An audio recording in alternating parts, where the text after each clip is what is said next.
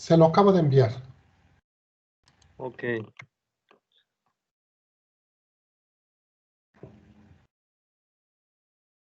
Listo, aquí está, muchas gracias. Okay.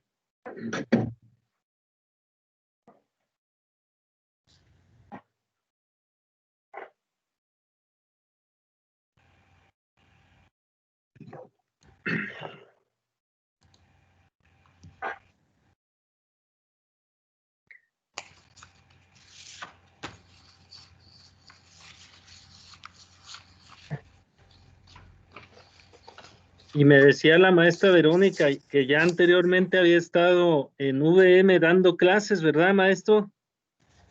Estuve mucho tiempo en San Rafael dando clases, aproximadamente 22 años, fíjese. Ah, miren, nada más. Un buen tiempo, sí. Muy bien. Excelente. Toda una vida. Sí, sí, sí, pero pues la cotidianidad hace que no valore o dimensione uno el tiempo que se la pasa en una institución. Sí. Verónica fue mi alumna, fíjese, tan es así. Mire. Entonces, mire, no sabía que Verónica había estado ahí en el campus. Sí. Muy bien. Pues un gusto tenerlo aquí, maestro. Muchas Le gracias agradezco mucho. por la participación, porque pues ahorita la situación de contingencia pues nos ha metido en esta dinámica y pues los chavos no tienen ningún espacio, ¿no? Antes por lo menos podríamos plantear alguna visita, que algún hospital, alguna dependencia, etcétera, ¿no? Y empezarles a dar ese dinamismo, pero bueno, pues ahorita no hay nada, ¿verdad? Que puedan hacer. O sea, al menos estos espacios, pues, sirven de apoyo sobre todo que aprendan del mundo real, ¿no? Porque pues, Sí, claro, sí, sí, la sí. universidad, pues, nos mantiene en una burbuja y nada como este contacto con la realidad.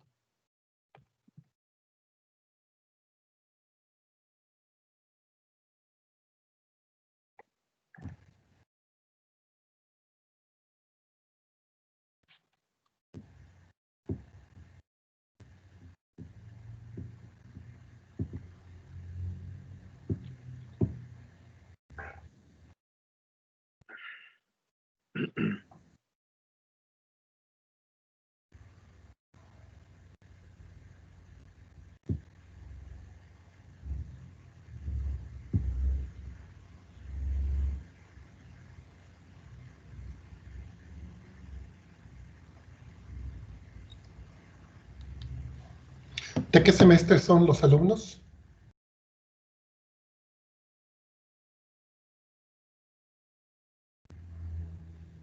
No lo alcanzo.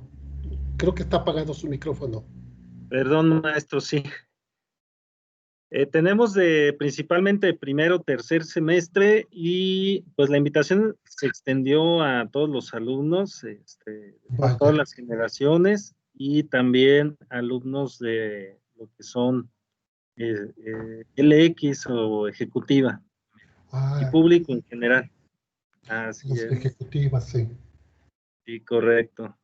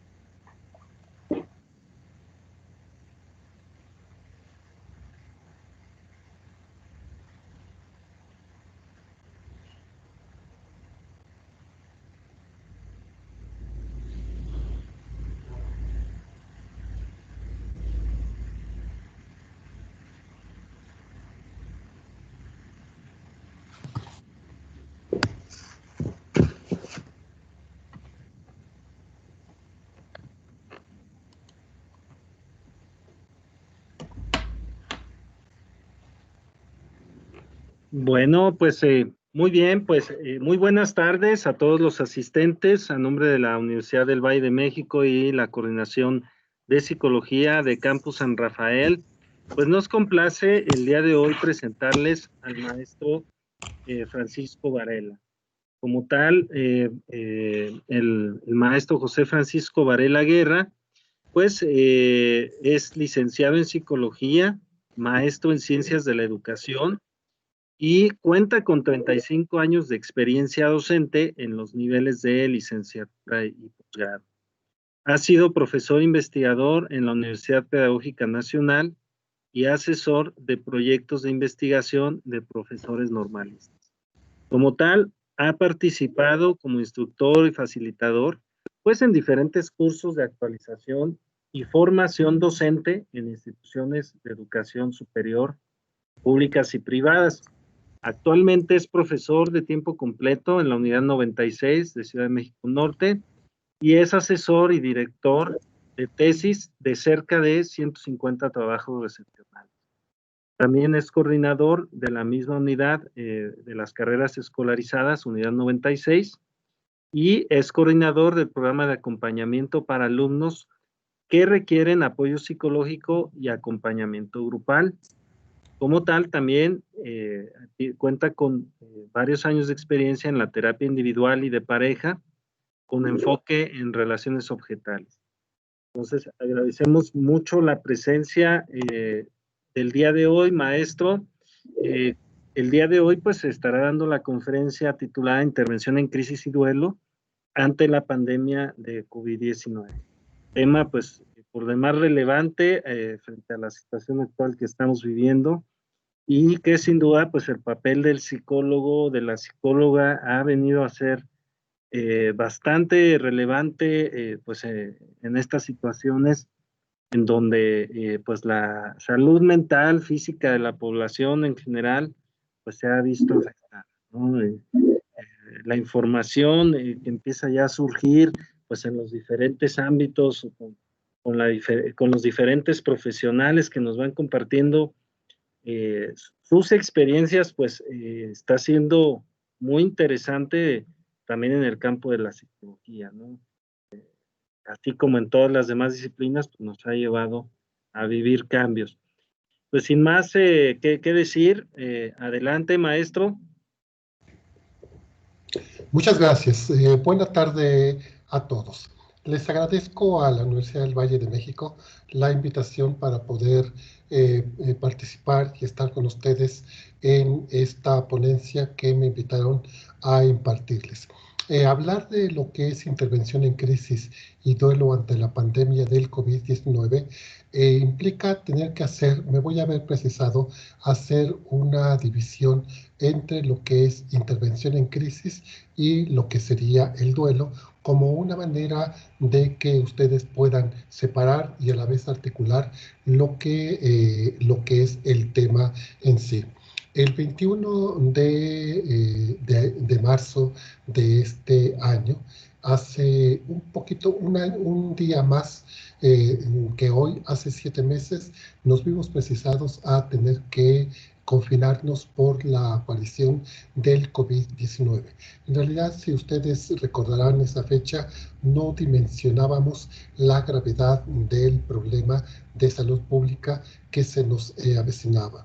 Nos dijeron que podría ser un mes, después fue otro mes y así hemos estado hasta pasar por 7 meses confinados con todas las alteraciones que esto ha provocado. Evidentemente que la pandemia ha rebasado las expectativas de que la población ha tenido. Un dato que ha sucedido de lo que sucede en México. Hasta el día de ayer teníamos poco más de 866,000 casos confirmados y más de 87,000 muertes. 87,000 muertes que confirmados de COVID, en donde los familiares de esas personas que fallecieron por COVID tuvieron que pasar por una situación de duelo no elaborado y también tuvieron que pasar por una situación de confinamiento. Yo he afirmado que desde el primer caso de la muerte confirmada por COVID, las personas han tenido que vivir un duelo en la soledad. Un duelo atípico, un duelo que no es normal en la cultura de nuestro país. Sabemos que cuando una persona fallece en México, lo primero que se manifiesta es desarrollar lo que es el luto. Desarrollar el luto y desarrollar todo ese proceso que se hace de velar. El concepto de velar a una persona le sirve a los deudos para poder recibir el apoyo emocional, la contención emocional de familiares, de amistades. Por eso es que lo que se hace es velan al muerto, los deudos reciben el pésame de las demás personas, van al cementerio al otro día y desarrollan todo el proceso de duelo. Ya lo están desarrollando y eso les sirve para encontrar consuelo. Ustedes saben que en estos momentos, cuando una persona está contagiada por COVID-19 y se dan las señales de alarma, y es necesario llevarlo al hospital, y si al llevarlo al hospital le diagnostican que es necesario que se quede, es muy poco probable que pueda salir. Hasta el día de ayer, en datos que daba el Seguro Social señala que 8 de cada 10 personas que son intubadas fallecen, lo cual hace entonces una cifra que hasta el día de ayer tenemos 15.070 personas que han fallecido intubadas. ¿Por qué? Perdón, doy el dato incorrecto. De 17.000 personas que fueron intubadas, efectivamente 15.000 personas han fallecido. El alto porcentaje de personas que al ser intubadas tienen altas probabilidades de morir es alarmante. Esto da como consecuencia entonces que una familia tendría que resignarse a aceptar la pérdida, a no ver a su familiar, a no estar con él en los últimos momentos, a no poderlo acompañar. He sabido casos en donde vía celular se está comunicando el enfermo con los familiares, pero cuando fallece no les permiten que lo velen, sino que pasa a un proceso de incineración y le entregan a los familiares las cenizas, y estas familias no están procesando el duelo. Es evidente entonces que muchas familias han padecido lo que es el duelo. ¿Qué es el duelo? Ustedes saben como psicólogos que hay un sinfín de definiciones respecto a lo que es el duelo. Yo me evocaré a la definición que da Elizabeth Kubler-Ross. Esta psicoanalista plantea que el duelo es la pérdida subjetiva el sentimiento de pérdida subjetiva que experimenta una persona. Un duelo que en este caso sabemos que hay las famosas 5 etapas o 5 fases a las que hace ella alusión de lo que es el duelo, lo que sería en este caso la negociación, la ira, la negociación, la depresión y la aceptación. Toda persona que en este momento está experimentando un duelo por la pérdida de un familiar no está procesando adecuadamente ese duelo. La misma Elizabeth Kubler-Ross señala que hay 2 tipos de duelo, el duelo normal y el duelo patológico. Un duelo normal es aquel que dura en promedio 6 meses para poderlo elaborar, y la persona se reintegra a sus actividades cotidianas. No es que las haya dejado, sino simplemente desarrolla sus actividades conjuntamente con su dolor y a los 6 meses lo supera. Cuando el duelo rebasa más allá de los 6 meses, entonces estamos hablando de un duelo patológico o lo que se conoce como una melancolía. Estas familias de estas personas que han fallecido por COVID han tenido que verse obligadas a no procesar, a no vivir ese duelo. Y eso les va a generar a la larga lo que se conoce como trastornos de estrés traumático, o posteriormente lo que se conoce también como el trastorno de estrés postraumático.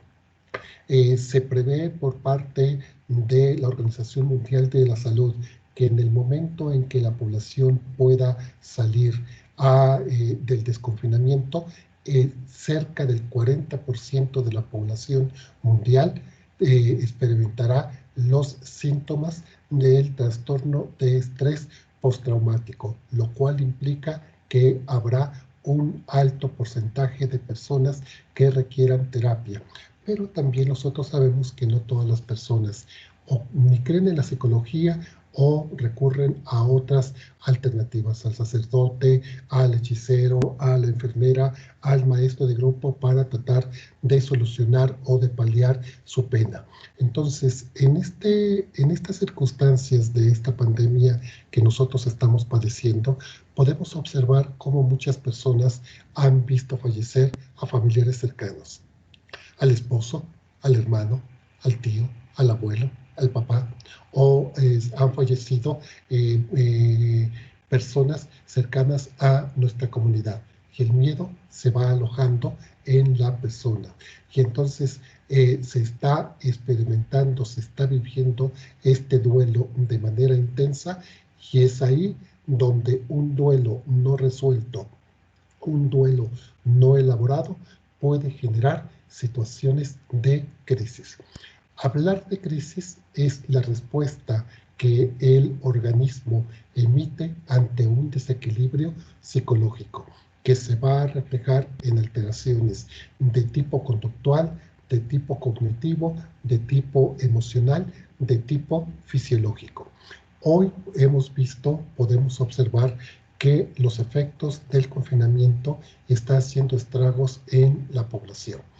Enojo, irritabilidad, ensimismamiento, reproches o indiferencia o llanto irracional o la habilidad emocional son las características de las personas que están teniendo una situación de crisis. Ustedes llevan en la carrera, en la carrera de psicología, dos materias que están íntimamente relacionadas con las situaciones de crisis. Hay una materia que se llama intervención psicosocial en crisis y otra materia que toman en las dos materias las toman en la parte final de su formación profesional. La otra materia es terapias breves. Tanto una como otra tiene la intención de entrenar al futuro psicólogo a que haga intervención en crisis. En estos momentos de la pandemia, el primer frente de guerra, el primer frente de batalla que está enfrentando la pandemia son los médicos y las enfermeras. Todo el personal médico, todo el personal que trabaja en los hospitales. Pero el segundo frente de batalla vamos a ser todos aquellos que trabajamos en el campo de la salud mental. Psiquiatras, psicoanalistas, psicólogos.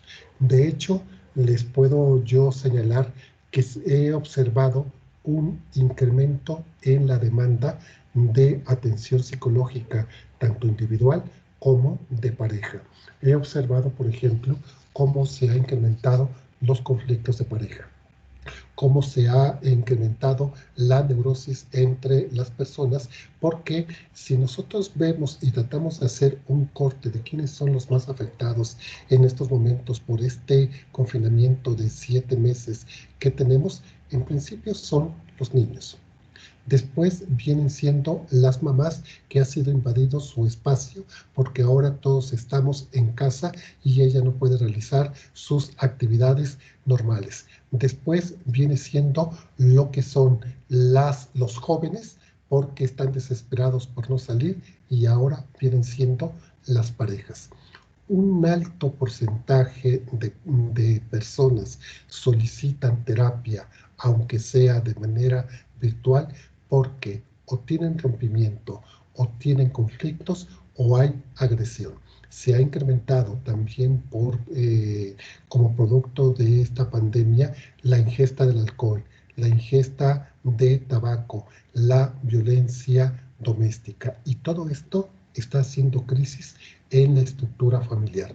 Lo que sucede en una familia se presenta en otra con otras características, en una tercera con otras características diferentes, pero hay una crisis a nivel social, a nivel comunitario. Por eso es que cuando nosotros hablamos del concepto de crisis, hablamos de la intervención en crisis. ¿Quién tiene que hacer intervención en crisis? Cuando ven ustedes la materia de intervención psicosocial en crisis, la intervención en crisis se divide en dos: intervención primaria e intervención secundaria. La intervención primaria la da cualquier persona que se encuentra en el lugar en que una persona entra en un desequilibrio emocional, fisiológico, conductual o cognitivo. Puede ser cualquiera, pero la intervención secundaria la tiene que dar un terapeuta. En estos momentos, lo que yo he recomendado a todos los psicólogos es que tenemos que ayudar a contener, a oír, a escuchar a las personas ante tanta ansiedad que ellos están experimentando como producto de este largo confinamiento. Hablar de crisis, cuando nosotros hablamos del concepto crisis, no tenemos que asociarlo únicamente con llanto, no lo tenemos que asociar con desesperación, sino con todas las alteraciones conductuales que las personas empiezan a manifestar. Piensen, por ejemplo, en ustedes. ¿Cómo han manifestado algunos cuadros de crisis?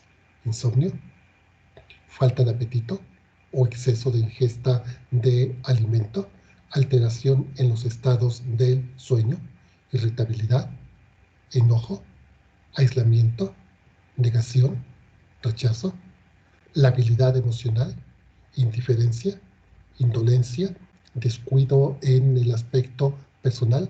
Estas son manifestaciones de una persona que al ver alterada su ciclo normal de vida, su normalidad de la vida, empieza a hacer estragos. Hay casos que se ha detectado de personas que como producto del estado de crisis empiezan a tener problemas en la piel, escoriaciones en la piel. Hay algunos que están teniendo pérdida del cabello y eso trae como consecuencia la serie de alteraciones que las personas están teniendo. Intervención en crisis, en duelo, es el problema más complejo que un terapeuta puede enfrentar, porque lo primero que tiene que hacer es que el paciente entienda y asuma que está viviendo una situación especial. 7 meses que hemos estado confinados no es cualquier cosa. Y digo que no es cualquier cosa porque recordarán ustedes en el 2017 cuando hubo un temblor de fuerte magnitud. Y eso provocó muchas alteraciones emocionales en las personas. Pero esta pandemia de salud que estamos teniendo ha rebasado cualquier tipo de expectativas. La Secretaría de Educación Pública ha establecido que nosotros vamos a regresar el 4 de enero a clases. Nada nos garantiza eso. Y no nos los garantiza porque podemos observar que hay en estos momentos una tendencia a que se está habiendo un rebrote. Por eso yo he insistido que la irresponsabilidad y la negligencia tiene un nombre. ¿A qué hago referencia con esto? Hay muchas personas que se han negado a reconocer la existencia del coronavirus. Hay otros que no toman las debidas medidas de salud personal. ¿En qué fase del duelo están ellos? ¿En la negación? ¿En el enojo? Y por eso están actuando de esa manera, se comportan de esta manera. Entendemos que cuando Elizabeth Kubler-Ross planteó las 5 etapas que ella conceptualizó para poder entender cómo las personas van pasando en un círculo para poder procesar su duelo, hay personas que la negación o el rechazo a aceptar algún tipo de medida sanitaria, la podríamos ubicar dentro de alguna fase de lo que es el duelo. Pero el problema que tenemos es que si esta pandemia continúa, los estragos, ya no solamente físicos, sino los estragos emocionales, se van a incrementar en la sociedad.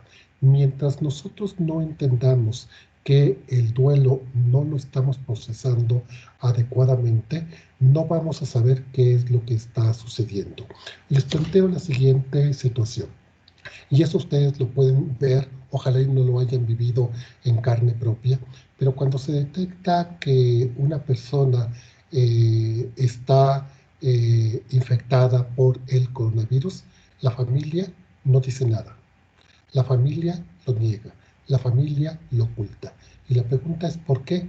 Pues porque pudimos observar a través de los medios de comunicación cómo la comunidad, cómo la misma familia, cómo la sociedad estigmatizaba a los familiares y a la persona que se había contagiado. Fallece la persona y no se dice cuál fue la causa real de la muerte. Puede haber, se señala que murió de cualquier tipo de enfermedad, menos del coronavirus.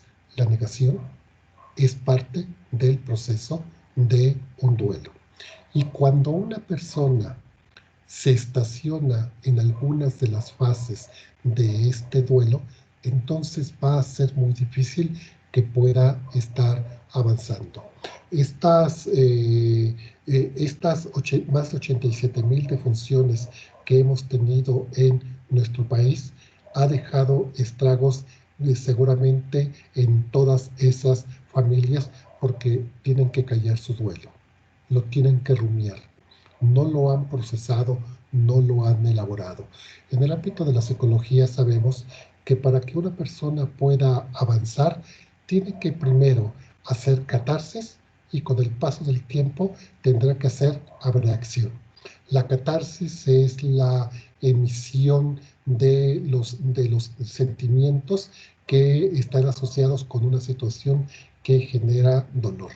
Pero con el paso del tiempo la persona va elaborando, va comprendiendo, va elaborando y entonces hará abreacción. Y cuando hablamos nosotros de la abreacción, estamos hablando de ese mismo proceso de llanto, de dolor, pero que ahora comprende lo que está sucediendo, las causas de lo que le está causando sufrimiento. La mayoría de estas familias, de estos 87,000 fallecidos, no han tenido la posibilidad de poder elaborar, de poder simbolizar lo que es su duelo, porque lo han tenido que callar. Esa es la diferencia de los duelos normales a un duelo que yo lo concibo como la mayoría son duelos patológicos, son duelos que van a tardar mucho tiempo en poder elaborarse porque no siguieron el proceso normal para poderlo entender, para poderlo procesar y para poderlo cerrar.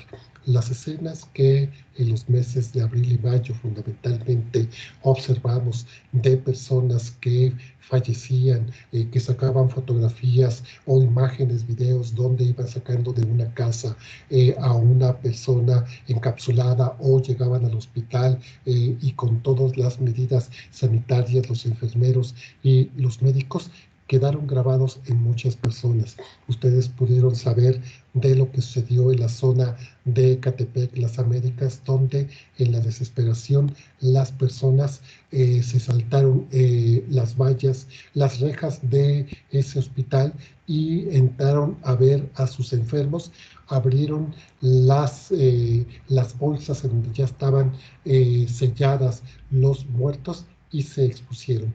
Ese tipo de comportamientos impulsivos, de comportamientos irracionales, dejarán huella en muchas personas porque no lo han trabajado.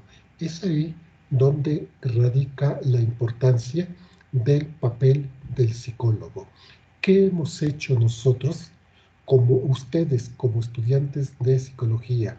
¿Qué hemos hecho los que estamos trabajando ya en el ámbito profesional para poder educar a la gente a que se cuide, a que utilice las medidas sanitarias que está implementando la Secretaría, el Gobierno Federal a través de la Secretaría de Salud y de sus portavoces? ¿Qué hemos hecho como psicólogos para tratar de contener emocionalmente a nuestras familias, a nuestros amigos, a nuestra propia pareja cuando entra en un cuadro de depresión o de ansiedad? ¿Qué técnicas utilizamos para reducir la ansiedad o el estrés que una persona presenta como producto del confinamiento o como producto de una noticia funesta que le llega o porque sabe que le avisan que su familiar está en el hospital y lo primero que asocia es está en el hospital y no va a salir? Ese es el papel del psicólogo en estos momentos, de saber enfrentar situaciones de crisis con las personas que tenemos en nuestros entornos y después en saber empezar a trabajar con ellos el duelo para que lo vayan empiecen a procesar. Entiendo que la virtualidad, este confinamiento nos ha obligado a tener que desarrollar diferentes estrategias para poder atender a los familiares. Somos psicólogos y como psicólogos se crea un imaginario colectivo en torno a lo que nosotros debemos de hacer y debemos de actuar. Se dice que los psicólogos tenemos estabilidad emocional. Sí y no. Y lo sabemos que tenemos estabilidad emocional, pero que también podemos perder la estabilidad emocional que tenemos. Pero si nosotros vamos a ser o somos el segundo frente de batalla que tendremos que enfrentar, ya no la salud física de la población, sino la salud emocional de esa población, tenemos que prepararnos para poder ayudar a las personas que van a acudir a nosotros o que recurren a ustedes en condición de estudiantes para que una palabra de aliento, una escucha empática, una contención emocional les servirá a ellos en este tipo de situaciones en donde no está rebasado el sistema de salud, pero lo que sí está rebasado es los diferentes problemas emocionales que nosotros debemos de enfrentar como parte del sector de la salud mental que necesita este país. Vuelvo a insistir, nadie de nosotros, ninguno de nosotros estábamos preparados para enfrentar esta pandemia. Llevamos 7 meses de confinamiento y no sabemos cuándo va a terminar esta pandemia. Pero entonces lo que debemos hacer es apelar a nuestro principio de vida, a nuestro principio de realidad para poder educar a las personas, para poder hacer contención emocional como parte de la intervención en crisis, la escucha empática como parte de la intervención en crisis, como estrategias de lo que sería la primera intervención en crisis y cuando sea necesario, esas personas que hoy padecen, que hoy sufren, que hoy son dolientes porque tienen un familiar enfermo, porque lo tienen en el hospital o porque lamentablemente falleció, tendrá que recurrir a terapia profesional porque será la única manera de enfrentar esta pandemia que está haciendo estragos en la población. Estamos teniendo todos los síntomas, o muchas personas están mostrando muchos síntomas del estrés traumático y lo que se prevé es que al regreso de este confinamiento, si se plantea que en enero regresamos, seguramente durante los meses de marzo o abril del 2021, las personas empezarán a mostrar los síntomas del trastorno del estrés postraumático, porque el estrés postraumático se define como la manifestación del estrés que aparece 2 meses después de un evento que haya sido terminado, que haya sido concluido.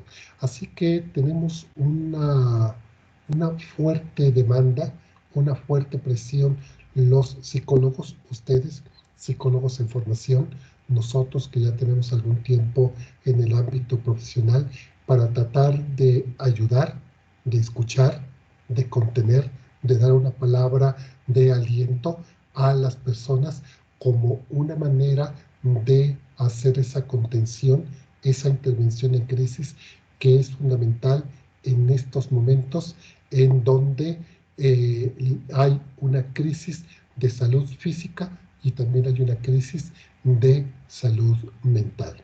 Dejo aquí mi participación por si gustan, puedo contestar algunas preguntas o ampliar algún punto que ustedes quieran ahondar. Por favor.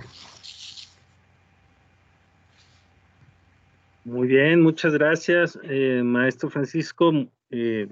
Vamos a pasar con la primera pregunta. Tenemos a Angélica Sánchez. Adelante. Hola, buenas tardes. Quería ver si me podría repetir, por favor, cuáles eran las 5 etapas del duelo que había mencionado al principio, por favor. Sí, Elizabeth, mira, Angélica, usted va a encontrar en la literatura varias clasificaciones y varias definiciones de lo que es el duelo. Cada quien escoge o elige la que mejor, la que considere que es más pertinente. Son 5 etapas. La etapa de la negación, la etapa de la ira, la etapa de la negociación, la etapa de la depresión y la etapa de la aceptación. Entendiendo algo, no podemos suponer como si fuera un círculo que cuando yo estoy en la etapa de la negación paso a la etapa de la ira y después paso a la etapa de la negociación, paso a la depresión y resuelvo. ¿Puedo yo saltarme etapas? Elizabeth Kubler-Ross señala que las personas que viven un duelo pueden saltarse etapas, pero también pueden regresar a etapas anteriores. Como no es una situación lineal o circular, sino es regresiva, hay personas que se saltan etapas, pero lo importante es que vayamos identificando cómo cada una de las personas que están en un duelo van experimentando algunas de estas etapas, pero finalmente, para que podamos hablar de un duelo normal, este se cierra, se cumple en un promedio de 6 meses.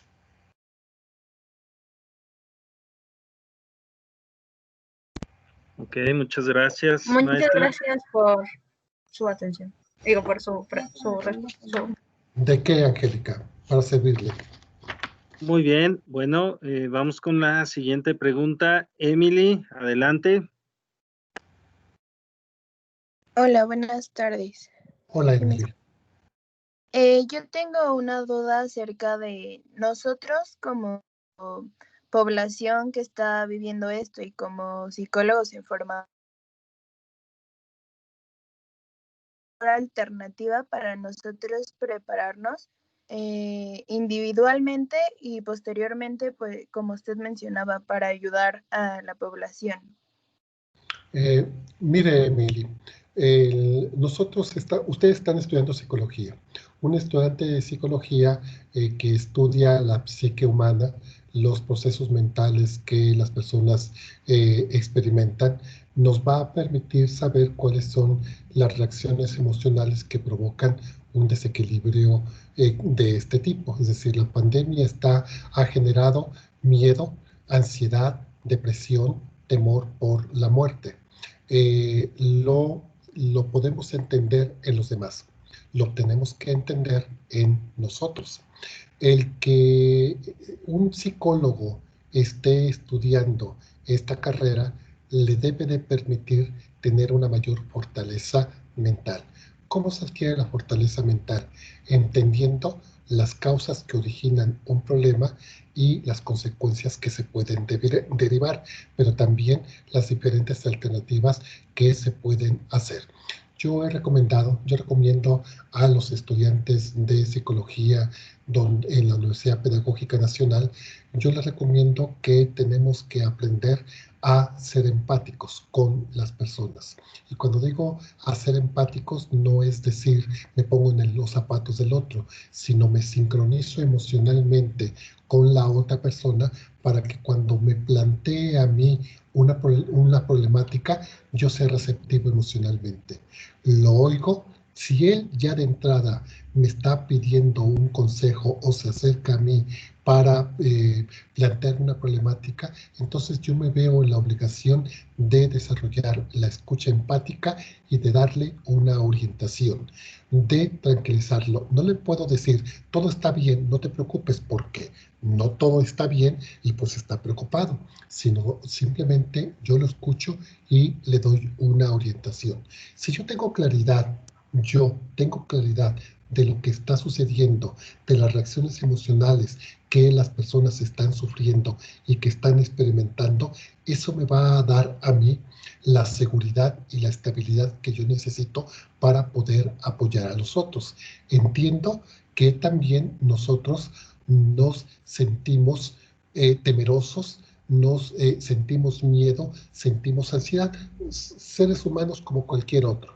La cuestión es que la psicología nos debe de servir como halo protector para poder entender que las alteraciones emocionales que están experimentando las personas es producto o de la ignorancia o de la desesperación y tratan de encontrar una respuesta que no hayan. Es el psicólogo el que les puede ayudar. ¿Cómo nos ayudamos a nosotros mismos? En principio, siguiendo todas las indicaciones que las autoridades sanitarias nos plantean. 2, y que se ha recomendado, no vea tanta noticia referida al coronavirus. 3, no hable únicamente, no sea monotemático respecto al coronavirus. 4, tiene usted que realizar algunas actividades que lo distraigan, váyase a la azotea de su casa, váyase al traspatio, haga alguna actividad que le permita relajarse. Lo que nosotros recomendamos a los demás es lo que nosotros debemos de hacer. Nos recomiendan, trate de tener un ciclo de sueño normal, no se desvele, no coma en exceso o no deje de comer, no vea excesivo en televisión. Cuando comenzó esta pandemia, muchas personas lo que hicieron fue hacer limpieza general de su casa y terminaron la limpieza general de su casa y decían, ¿ahora qué hago? Pues porque trataban de solucionar, de cubrir el tiempo. Son 7 meses y los 7 meses nos debe de llevarnos a readaptarnos. Readaptación sería la palabra clave que nos permita tener ese equilibrio en nosotros. Y si nosotros tenemos ese equilibrio, se lo vamos a enseñar a otras personas, a nuestra familia y después a otras personas, de tal manera que podamos proyectar seguridad. Proyectamos seguridad porque tenemos seguridad, pero si no tenemos seguridad, pues no podemos proyectar nada hacia los demás. Muchas Correcto, gracias. Gracias. Bueno, vamos con la siguiente pregunta. Lynn Chapa nos comparte. Mi abuelita acaba de salir del hospital, estuvo 4 meses internada por el COVID. La pregunta es, ¿qué secuelas emocionales deja para esta persona y su familia? Pues muchas felicidades porque su abuelita salió por la edad. Secuelas emocionales. Para su abuelita se manifestarán todos los síntomas del estrés postraumático. ¿Cuáles son esos síntomas? Puede tener, como les decía hace un rato, caída del cabello, puede tener miedo, puede tener necesidad de quedarse en casa, lo que hoy se conoce como el efecto cabaña, no quiere salir la persona, y la familia experimentará lo mismo que su abuelita. ¿Por qué? Porque es miedo, es ansiedad, es depresión, es temor a que se vuelva a enfermar y que le pueda suceder algo funesto. Pero aquí lo importante de todas estas secuelas del trastorno de estrés postraumático que yo les decía, mire, puede ser miedo, puede ser ansiedad, puede ser llanto, puede ser insomnio. Esos son los síntomas del estrés postraumático que todas las personas tienen. Yo les sugeriría que pudieran, cuando sea posible, o incluso de manera virtual, que pudieran tener terapia individual. Probablemente su abuelita no, pero una persona que pudiera tener la orientación de vida para saber cómo trabajar el trastorno de estrés postraumático que todos van a experimentar, particularmente su abuelita. Muy bien, muchas gracias, maestro. Bueno, vamos a la siguiente pregunta. Esto es con respecto a las etapas de Elizabeth Kubler. Frida nos pregunta, ¿en qué consiste la etapa de negociación? Si me permiten ponerles un ejemplo, podrá ser más explícito. Nos dan la noticia de que un familiar tiene COVID y lo primero que hacemos es lo negamos. No es cierto, no le puede suceder si yo lo acabo de ver. En realidad es una enfermedad pasajera. Está negando el evento. Después pasará la etapa de la ira, el enojo, la rabia. ¿Por qué a mí? ¿Por qué me tuvo que suceder a mí? Y entonces una característica de la etapa de la ira es responsabilizar a todos, incluso hasta negar o cuestionar a sus deidades, a sus creencias. Etapa de negociación. Si la persona, el familiar, está muy grave, está en el hospital, uno intenta negociar. Si él sale bien, yo entonces, él o ella sale de esta situación, yo trataré de estar bien. Diosito, por favor, ayúdame ante esta situación. Negocia para sí mismo, negocia con sus creencias religiosas en un intento de que esto pueda ayudar a salvar la situación de la persona. Fallece. Desafortunadamente pudo haber fallecido y entra en un estado de depresión, de melancolía. Pero también después de la etapa de la depresión se tiene que aceptar el hecho. Falleció, era poco probable que se recuperara, tenía algunas enfermedades que le dañaron más, y si era la mayoría de las personas intubadas no han salido y ella estaba intubada, entonces me tengo que resignar. Estas 5 etapas a las que hace alusión Elizabeth Kubler-Ross, cada quien la vive de manera muy particular. En la negociación es el hubiera. ¿Y si no hubiera ido a la fiesta? ¿Y si no me hubiera ido de la casa y lo hubiera cuidado? ¿Y si es el hubiera como un intento de regresar a un pasado que ya no existe?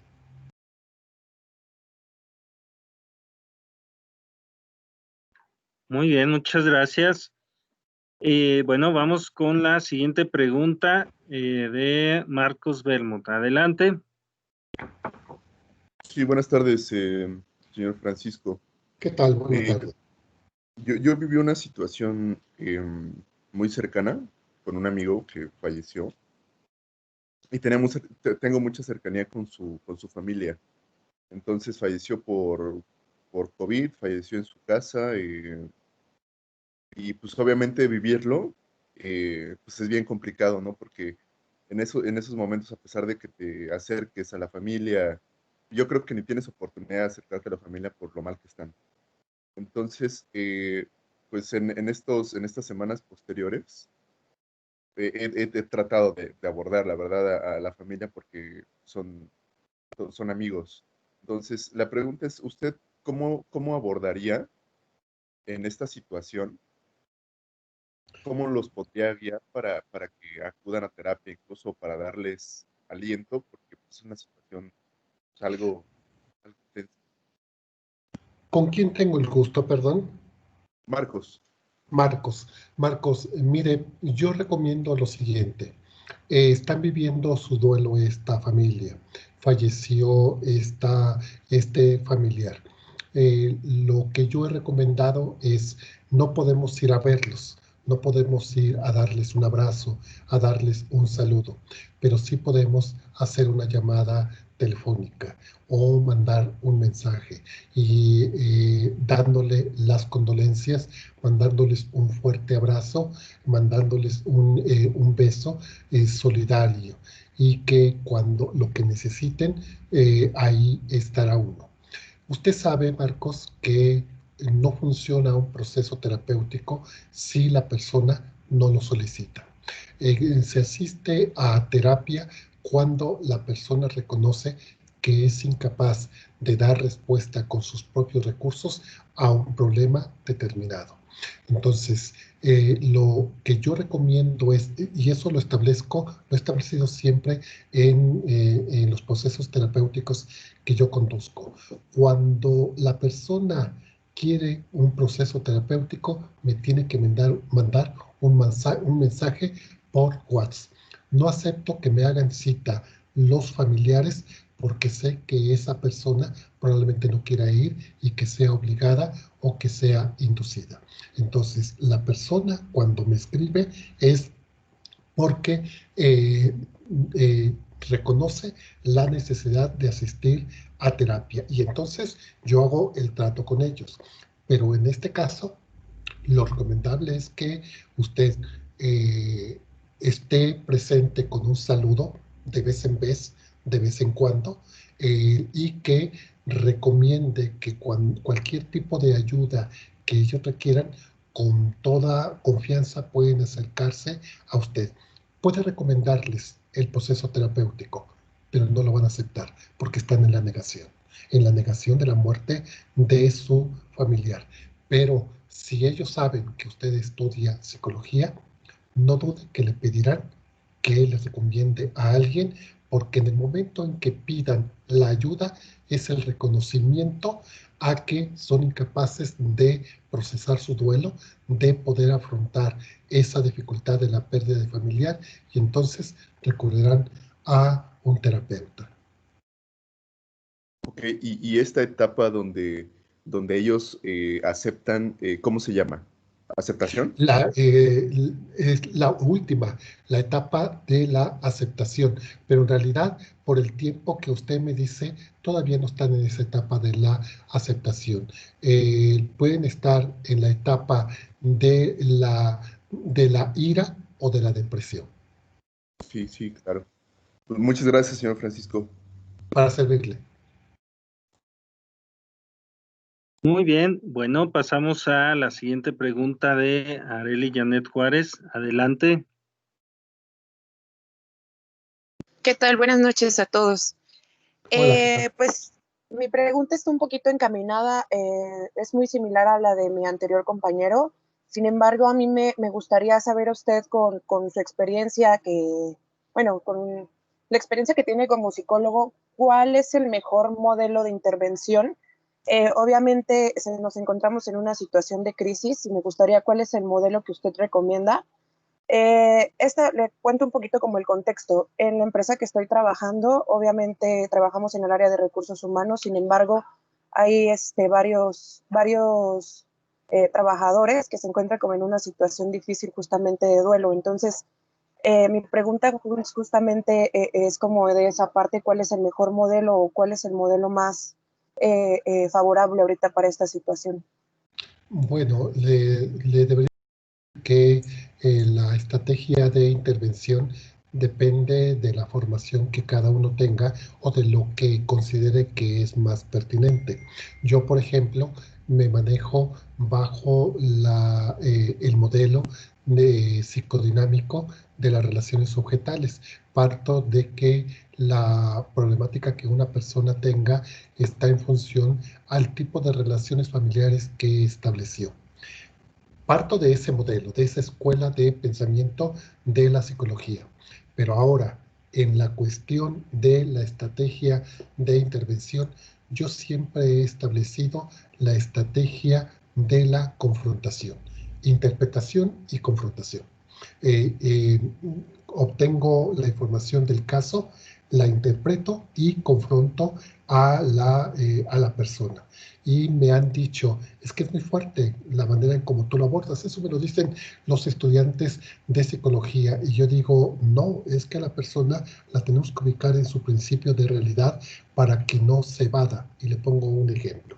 Cuando hablo de una situación de la separación y la persona está en un duelo prolongado y entonces me explica y es recurrente y dice que está esperanzada en que regrese esa persona y que seguramente se equivocó, pero regresará. Y yo le digo, bueno, a ver, dígame, ¿qué parte no entiende usted de que lo dejaron de querer? De que ya no lo ama. Y se me quedan bien, le digo, le doy datos. Ya no está con usted, lo terminó, anda con otra persona. Esa persona no está desarrollando más que culpa y usted está viviendo el duelo. Lo que yo le estoy diciendo es lo que usted me dijo. En mi experiencia profesional, la estrategia de escucha, de interpretación y de confrontación soluciona muchos de los problemas. Pero ahora, en estas circunstancias de lo que es la pandemia, la estrategia tiene que cambiar. Es mucho la escucha empática, mucho la técnica de la contención, contener, la estrategia de contener a las personas y el trabajo grupal. El trabajo grupal, grupos de intervención en lo que se permita, lo que se conoce como la técnica de briefing. La técnica de briefing se utiliza cuando las personas que están en situación de crisis se reúnen y entre ellos hay un moderador o dos moderadores que guían a las personas para que puedan extender su problemática, sus miedos. Si usted me dice que está en una empresa y varios trabajadores están en una circunstancia difícil, yo le sugeriría que usted viera para el modelo de intervención en crisis la técnica de briefing, así como se oye, de briefing, que le puede ayudar a enfrentar problemáticas colectivas, sobre todo en empresas. Y por ejemplo, esta técnica de briefing, por ejemplo, sería muy similar a cuando se da presencialmente o en, por ejemplo, un grupo en línea. Sí, claro, sí.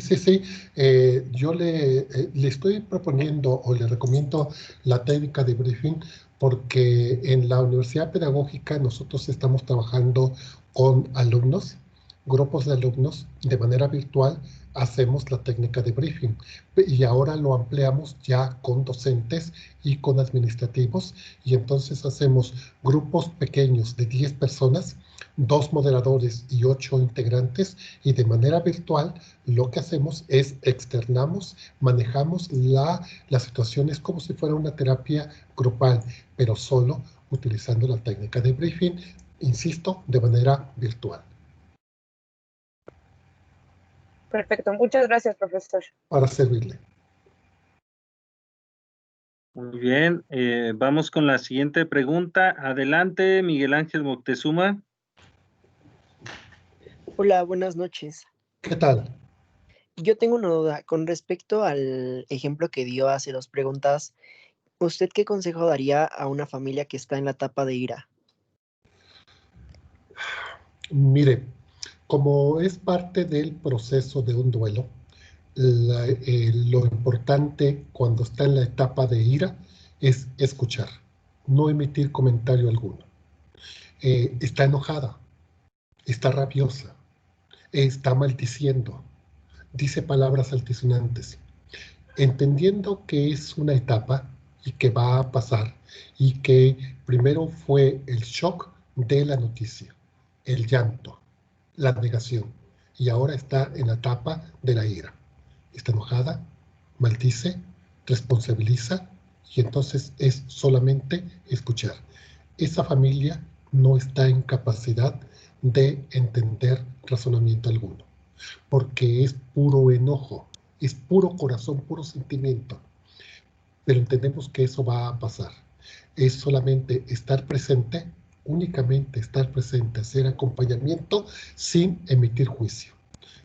Cuando lo pase, entonces ya podemos hacer otro tipo de intervención. Ok, muchas gracias. Para servirle. Bueno, chicos, nos quedan 5 minutos. ¿Alguna otra pregunta, duda, comentario? Adelante, ¿eh? La sesión de hoy, pues, en acuerdo con el maestro Varela, se estableció como un conversatorio, ¿verdad? Abierto para justamente construir este conocimiento, ¿verdad? Entonces, adelante, alguien más que quisiera aportar o compartir.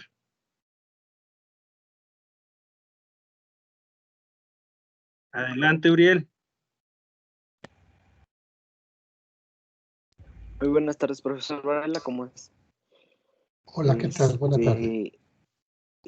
Yo le agradezco como esta parte porque sí tenía mis dudas de cómo intervenir en esta parte ahora con lo de la pandemia, ¿no? Porque he vivido como gente cercana a mí que ha perdido a gente por esta enfermedad. Entonces, el saber cómo actuar o qué hacer y las técnicas, pues la verdad es que sí, ahora tengo un poquito más de bagaje cultural en esa parte. Y pues, le agradezco mucho esa parte porque pues en realidad no sabía cómo intervenir o cómo apoyar a las personas, como desde mi perspectiva o desde esta situación ahora.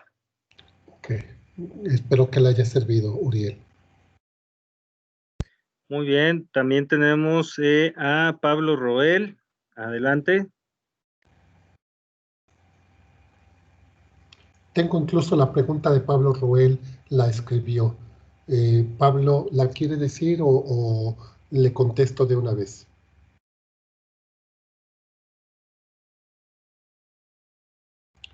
Porque Pablo plantea dos preguntas y dice, ¿el proceso de duelo se ve influenciado de acuerdo al tipo de muerte? Por supuesto, por supuesto. No es lo mismo una muerte natural que una muerte intempestiva. Esta muerte por COVID, los cerca de 87,000 personas, genera una muerte, es una muerte intempestiva, no planeada. Es tan así, Pablo. En febrero de este año, las familias no tenían contemplada la muerte de un familiar. Las personas que fallecieron no tenían contemplado el fallecer. Cuando una muerte es por un accidente intempestivo, por COVID, el impacto es mayor. Cuando uno va viendo el deterioro degenerativo de una persona, se va preparando. Cuando entra a un hospital y el tiempo que pasa y se va observando el deterioro, se va procesando el duelo. Pero evidentemente el tipo de muerte va a determinar el tipo de duelo que se va a tener. En estos casos, por efecto del COVID, el duelo es más patológico. Yo les decía hace rato, el duelo normal se procesa en un promedio de 6 meses, más o menos. ¿De qué va a depender? Del tipo de responsabilidades que se tenga, de la edad, del tipo de apoyo social que se pueda tener para procesar el duelo, del género, de la edad. Los niños superan rápidamente un duelo a diferencia de un adulto, pero un adulto si tiene responsabilidades tendrá que superar el duelo mucho más rápidamente. Cuando un duelo se transita de un duelo normal a un duelo patológico, cuando se observa que después de los 6 meses la persona sigue enganchada en ese duelo y ya está alterando su vida, entonces estamos hablando de un duelo patológico, melancolía, que entonces se recomienda que tenga intervención terapéutica porque ya no es un duelo normal, un duelo desarrollado en condiciones normales. Ok, muy bien. Bueno, muchas gracias. Con esto creo que se contesta la segunda pregunta de Pablo. Muy bien. Muy bien, pues se encuentra aquí también la maestra Verónica Dávila, que pues gracias a ella pudimos establecer este contacto. Muchas gracias, maestra. La maestra nos comenta aquí en el chat. Muchas gracias, maestro Varela. Como siempre, un placer escucharlo. Gracias por compartir con nosotros. Gracias a usted, Verónica, por invitarme, por ser la intermediaria. Correcto, muy bien. ¿Tenemos alguna otra pregunta? Veo la mano levantada de María Fernanda Guerrero. Adelante.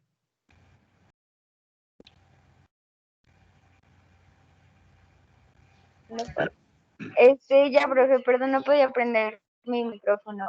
Solo tengo una duda. ¿A qué se refería con crear un imaginario colectivo? El imaginario colectivo es lo que piensa la mayoría de las personas. Ejemplo de imaginario colectivo. Las creencias religiosas es el imaginario colectivo. La creencia de que el COVID es solamente se daba a los chinos, era una producción o una responsabilidad de los chinos, es el imaginario colectivo, es decir, lo que se va creando socialmente y se queda asentado como una verdad que no tiene sustento científico. Generalmente manejamos mucho nuestro imaginario colectivo como una manera de tratar de explicar aquello que está fuera de nuestro alcance de explicación. Ahí hablamos del concepto imaginario colectivo. Ok, muchas gracias. Quedó clarísimo.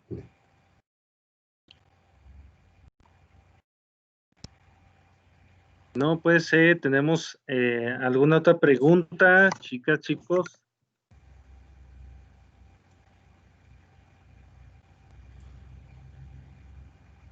Pues de antemano, maestro Varela, muchas gracias por compartir el día de hoy sus conocimientos. Pues asistimos a una clase magistral, sin duda. Creo que el tema se enfocó mucho en el duelo, en el proceso, en el ciclo del duelo. Cuestión pues bastante interesante para profundizar, chicos, a quien hubiera tenido interés mayor en trabajarlo, pues adelante. Hoy han tenido un punto de partida muy interesante. Efectivamente, ¿no? En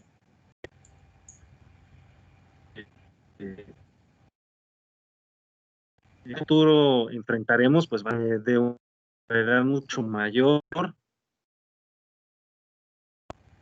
El presidente del Colegio Estatal de Psicólogos de Querétaro, pues se anticipa también una incapacidades en los siguientes meses por ansiedad y depresión, ¿no? Y la mayoría de los hechos en China o en España nos dejan claro que tenemos un incremento en la población de depresión, ansiedad y estrés.